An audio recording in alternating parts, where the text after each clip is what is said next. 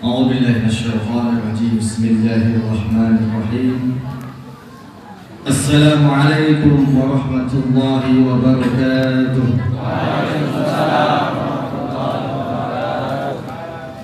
إن الحمد لله نحمده ونستعينه ونستغفره ونعوذ بالله من شرور أنفسنا وسيئات أعمالنا. من يهده الله فلا مضل له ومن يضلله فلا هادي له. أشهد أن لا إله إلا الله وحده لا شريك له وأشهد أن محمدا عبده ورسوله لا نبي ولا رسول بعده. اللهم فصل وسلم على سيدنا محمد وعلى آل سيدنا محمد كما صليت على إبراهيم وعلى آل إبراهيم في العالمين إنك حميد مجيد. اللهم بارك على سيدنا محمد وعلى آل محمد كما باركت على إبراهيم وعلى آل إبراهيم في العالمين إنك حميد مجيد. وقال الله تعالى في كتابه العظيم وهو أصدق القائلين: أعوذ بالله من الشيطان الرجيم بسم الله الرحمن الرحيم يا أيها الذين آمنوا اتقوا الله حق تقاته ولا تموتن إلا وأنتم مسلمون. أما بعد تعظيما وتكريما ومحبة ila Habibi al-Habib Alwi bin Abdullah al-Habsyi. Alhamdulillah malam ini kita bisa berjumpa dengan keturunan. Mudah-mudahan dengan malam ini kita bisa menggali ilmu beliau nanti. Kita juga mudah-mudahan yang paling penting melalui momentum malam ini kita mendapatkan syafaat dari Nabi kita Nabi Muhammad sallallahu alaihi wasallam yang kami dan jagat panitia sesepuh, kemudian juga perangkat desa, kades, Pak Babinsa, alhamdulillah dengan niat yang tulus datang ke majelis ini. Mudah-mudahan Allah senantiasa mengampuni dosa-dosa kita semua. Amin ya Allah ya Rabbal Alamin. Dan tentunya jamaah sekalian, Bapak Ibu sekalian yang sama-sama dimuliakan Allah Subhanahu wa taala. Alhamdulillah Al-Fakir malam ini bisa menghadiri undangan untuk perayaan Maulid Kanjeng Nabi Muhammad sallallahu alaihi wasallam di Masjid Al-Ufq. Ini di PNC. PNC itu kalau disebut nama PNC ingatnya bebas, tanpa bank, tanpa jabal gitu ya. Betul Pak ya. Ingat PNC itu perumahan yang tanpa bank, tanpa ribawi, tidak ada jabal begitu ya. Alhamdulillah ya. Mudah-mudahan wajah-wajahnya ini wajah-wajah yang betul-betul ingin hijrah.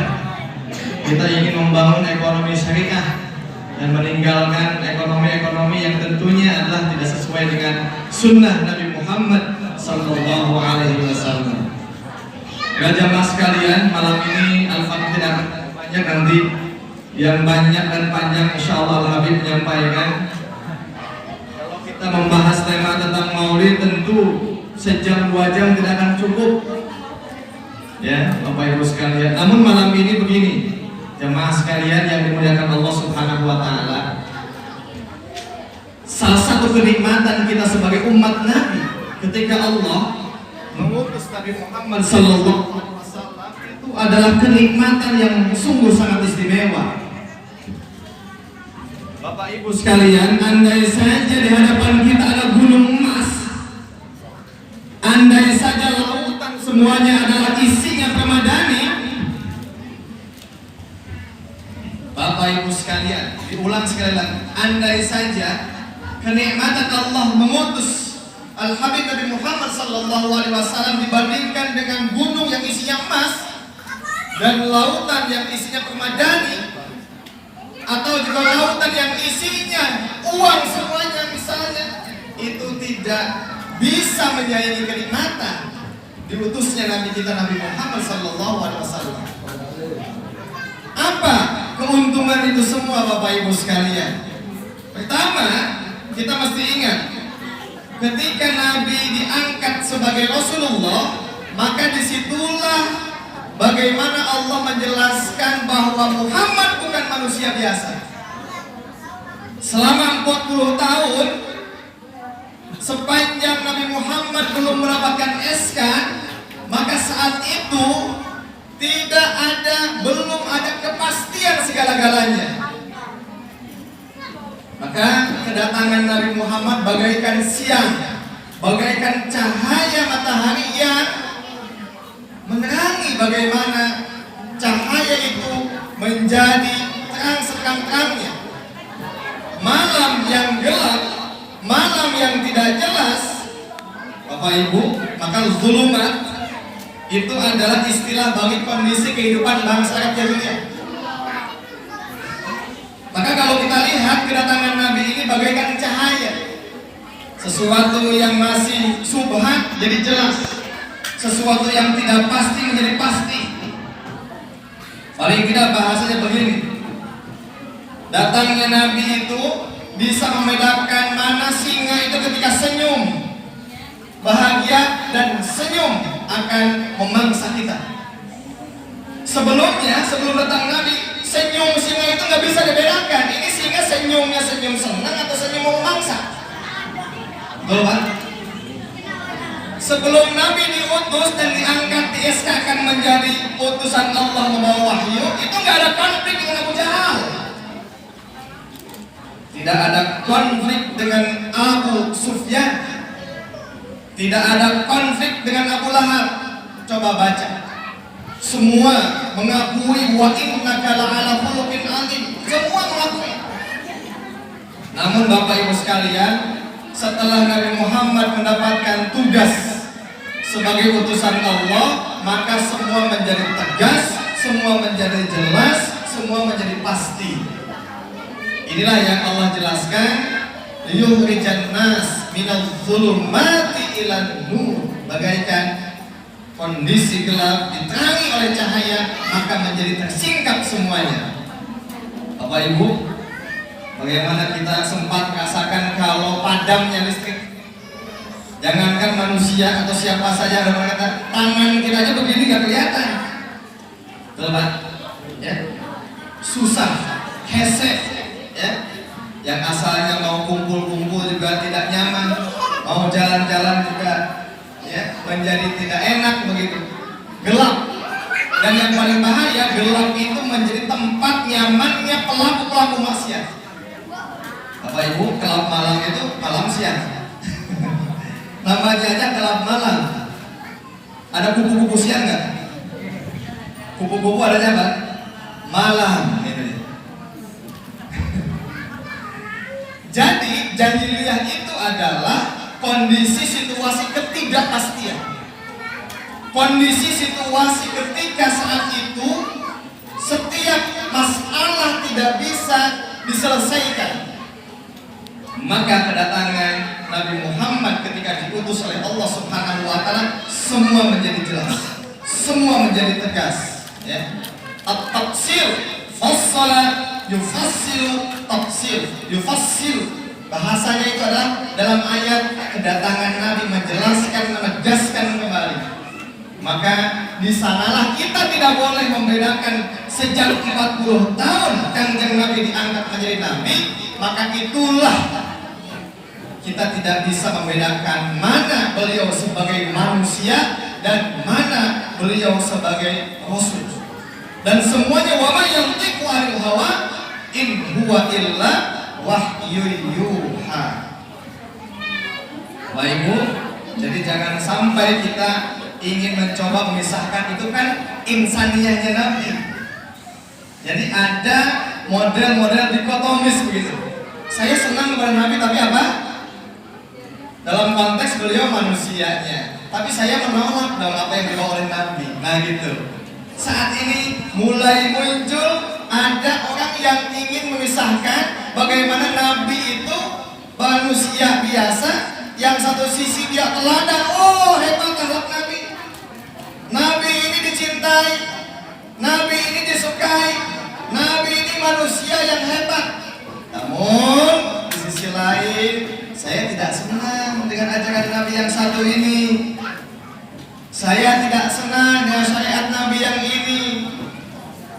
Nah, Bapak Ibu sekalian, maka saya melihat, Al-Fakir melihat, paling tidak ketika Rasulullah SAW diutus, bahasa mudahnya itu menjadi kepastian hukum. Nah, gitu ya. Semua menjadi pasti, tidak ada yang ngambang. Itu disebut dengan kepastian hukum, satu. Yang kedua, selain kepastian hukum ada konsekuensi hukum, gitu Pak. Bapak Ibu sekalian, sekali lagi, kedatangan Nabi Muhammad tidak boleh hanya dihukumi sebatas beliau manusia. Tapi pasca Rasul diangkat menjadi utusan resmi, maka ada dua konsekuensi siapa saja yang di hadapan Nabi. Satu, kepastian hukum. Yang kedua adalah konsekuensi hukum. Apa kepastian hukum? Ya tadi, yang asalnya segala sesuatu dihukumi oleh akal, yang asalnya segala sesuatu itu dihukumi oleh suka atau tidak suka, yang asalnya segala sesuatu itu dihukumi oleh kebanyakan orang melakukan, semua itu selesai dengan datangnya Nabi Muhammad membawa apa? Membawa kalam ilahi, membawa wahyu, dan semua dikembalikan rujukannya kepada Allah dan Rasulnya. Kalau Bapak Ibu, sejak saat itulah nanti ada 3 tipologi, ya, yang asalnya senyum-senyum, yang asalnya dekat dengan Nabi, yang asalnya cinta kepada Nabi sebagai manusia. Pasca Rasul diangkat ada 3. Pertama, ada kelompok yang menolak, ya, kelompok yang menolak itu sejak kapan? Sejak Nabi diangkat menjadi Rasul. Yang kedua ada kelompok yang iman, dan yang ketiga ada kelompok munafik, Bapak Ibu sekalian. Insyaallah ya. Sejak Nabi diangkat sampai detik ini, 3 kelompok itu akan ada selamanya. Nah, gitu ya. Mudah-mudahan kita yang duduk malam ini menjadi mukmin, iman semua kepada apa yang dibawa oleh Nabi Muhammad sallallahu alaihi wasallam. Allahumma shalli wa sallim. Baik Bapak Ibu sekalian, siapa golongan kelompok yang pertama? Dialah yang iman. Masya Allah ya. Kelompok yang iman inilah kelompok yang banyak disinggung oleh Allah. Kelompok yang senantiasa meyakini, kemudian juga siap sami'na wa ata'na apa yang dibawa Nabi Muhammad SAW. Contoh misalnya banyak ayat-ayat yang bicara iman. Innallaha ashtara minal mu'minina anfusahum wa amwalahum bi anna lahumul jannah wa minan nasi may yashri nafsahu ibtigha'a mardatillah wallahu raufun bil ibad. Itu contohnya. Ya. Ayat innallaha ashtara sebagian ulama mengatakan ditujukan kepada Sayyidina Ali bin Abi Thalib yang saat itu memang mendedikasikan semua nyawanya, hartanya membela ajaran yang dibawa oleh Muhammad bin Islam. Kemudian wa minan nasi may yashri itu adalah contoh siapa? Siapa Bapak Ibu sekalian? Suhaib bin Sinan Ar-Rumi, salah seorang sahabat Nabi. Beliau membela Nabi sampai-sampai kekayaannya di Mekah itu ditinggalkan. Dan saat itu dihadang oleh pemuda-pemuda Quraisy supaya tidak jadi untuk ikut hijrah. Tapi kata Suhaib, silahkan, apa yang Anda inginkan, ambil semuanya. Konon saat itu kekayaan beliau itu kalau mau dihitung-hitung dengan penduduk Makkah 10 kali lipat Pak kekayaannya. Ya. Tapi bagi Suhaib itu tidak ada apa-apanya ketika iman sudah terhujam dalam dadanya. Tapi ada kelompok yang kedua, kelompok yang menolak alias kafir Bapak Ibu sekalian. Siapa contohnya? Contohnya adalah bukan yang jauh. Ketika Allah mengatakan tabbat yada abi lahabin wa tab, ma aghna anhu maluhu wa ma kasab, sayasla naran dzata lahabin wa imra'atuhu hammalatal hatab wa imra'atuhu fi jidha hablum min masad. Siapa Bapak Ibu sekalian? Ini khitabnya kepada siapa? Abu Lahab. Siapa Abu Lahab namanya? Abdul Hakam bin Abdul Muttalib. Jadi sama Nabi apa hubungannya? Paman. Paman gimana? Saya nggak ke keponakan. Tapi kenapa di sana mulai benci? Ketika Nabi Muhammad diangkat, mendapat SK, resmi menjadi utusan Allah. Ya. Jadi kalau ada yang benci kepada ajaran Nabi, ya umat Nabi bukan. Bukan. Kalau ada yang tidak senang dengan ajaran Nabi, umat Nabi bukan. Jadi masalahnya di sana bukan masalah like and dislike. Bapak Ibu, saya yakin Abu Lahab itu senang banget ke Nabi. Masa yang namanya paman sama keponakan gak senang? Betul? Gak ada. Tidak ada yang namanya paman dihadapkan kepada keponakan gak senang. Tapi apa yang membuat tidak senangnya Abu Lahab? Ya setelah Nabi diangkat, mendapatkan SK resmi dari Allah untuk menyampaikan risalah Islam, maka di sana ya Abu Lahab mulai terusik posisinya, mulai tidak nyaman keyakinannya, mulai ingin digoyang, diganti Tuhannya. Lata, Uzza, Manat, Tuhan-Tuhan yang dianggap bisa mendatangkan manfaat, Tuhan-Tuhan yang bisa menolak bala. Maka mulai Abu Lahab tersinggung ketika Rasul mengatakan inni Rasulullahi ilaikum jami'a. Siapa yang ngacung duluan? Tabban laka ya Muhammad alihada jama'atana. Begitu kata Abu Lahab. Celaka Anda Muhammad, hanya mau ngomong gitu kau kumpulkan kami di sini. Itu jawaban Nabi. Ya, coba Bapak Ibu sekalian. Ya, kalau kita sedang sakit minum obat, ada reaksi nggak? Berarti siapa? Ya, kalau ada penyakit dikasih obat, gimana? Reaksi. Gitu ya. Kalau tukang maksiat diajian, malu nggak dia? Ngelawan nggak? Ya. Kalau ada penjahat ketangkep, ngelawan nggak? Nah, ya. Jadi Bapak Ibu sekalian, berarti kalau ada yang tidak senang dengan dakwah Nabi, dengan ajaran Islam, siapa mereka itu? Ya, berarti mereka yang senang dengan ya kemaksiatan. Mereka yang senang dengan ya tingkah laku ucapan yang tidak sesuai dengan ajaran Nabi Muhammad sallallahu alaihi wasallam. Baik, Bapak Ibu sekalian, maka sejak saat itulah kita mengenal yang senyum-senyum ini belum tentu. Gitu. Dan yang ketiga nanti ada Abdullah bin Ubay bin Salul. Siapa itu? Tokoh munafik, Bapak Ibu sekalian. Ya. Munafik itu dikatakan oleh Allah fi qulubihim maradun fazadahumullahu marada. Hatinya sakit, Pak. Ya. Kenapa Allah menggunakan bahasa fi qulubihim maradun? Bapak Ibu, kalau kita nengok orang sakit yang sedang diopname di rumah sakit, Bapak datang ke sana takziah membawa bakakak, membawa kue yang paling enak. Kata yang sakit gimana? Enak gak tuh kue? Enak gak tuh bakakak? Enak gak sambal? Kenapa? Pahit.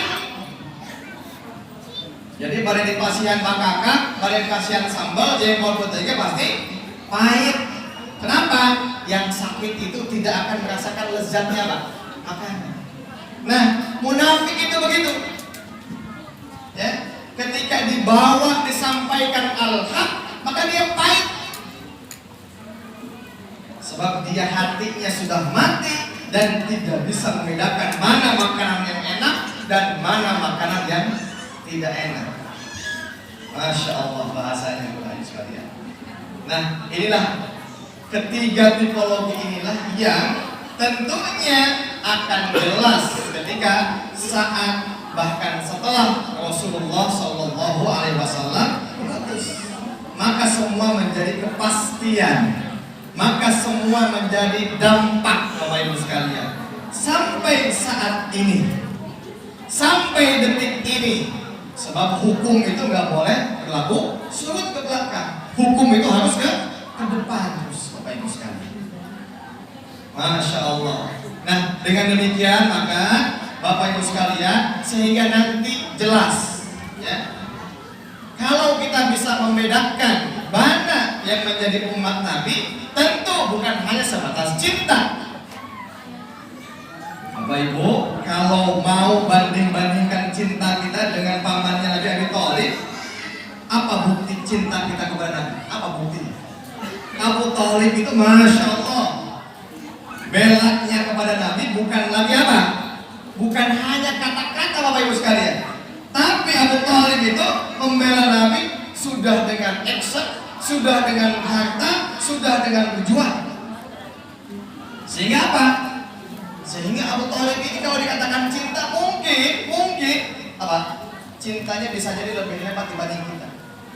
Tapi apa yang membuat Abu Thalib itu ya tidak bisa dijadikan sebagai apa? Saksi oleh Nabi nanti? Sebab Abu Thalib ketika detik-detik mau wafat tidak mengucapkan 2 kalimat syahadat. Ya. Nah, Bapak Ibu, jadi yang membedakannya adalah apa? Iman kepada Allah Subhanahu wa taala. Maka supaya kita ini betul-betul mencintai Nabi, tentu modalnya mesti iman Bapak Ibu. Nah, iman ini menuntut konsekuensi yang nyata oleh sekalian. Sebagaimana ada seorang gadis atau pemuda ketika cinta kepada siapa? Kekasihnya diwujudkan, dibuktikan, tidak hanya sebatas apa? Kata-kata belaka, tapi mesti diwujudkan. Nah, Bapak Ibu, yuk malam ini supaya kita bisa disaksikan oleh Nabi Muhammad SAW sebagai umatnya, yuk sama-sama sejak malam ini kita taat kepada apa yang dibawa oleh Nabi Muhammad SAW. Tidak boleh ada yang ditolak, tidak boleh ada yang dibenci, tidak boleh ada yang dibuang, apalagi pakai sudut pandang suka atau tidak suka. Jadi Bapak Ibu jangan lagi iman itu pakai sudut pandang masuk akal atau tidak masuk akal. Ya. Coba kalau pakai masuk akal atau tidak masuk akal, Pak. Wudhu itu kenapa? Yang kentut di mana, Pak? Yang kentut di belakang, yang dibasuh wajah, gitu kan? Nah ini. Yang agama itu sudah ambil saja, take for granted, ambil saja. Ya. Itulah yang disebut dengan ta'abbudiyun.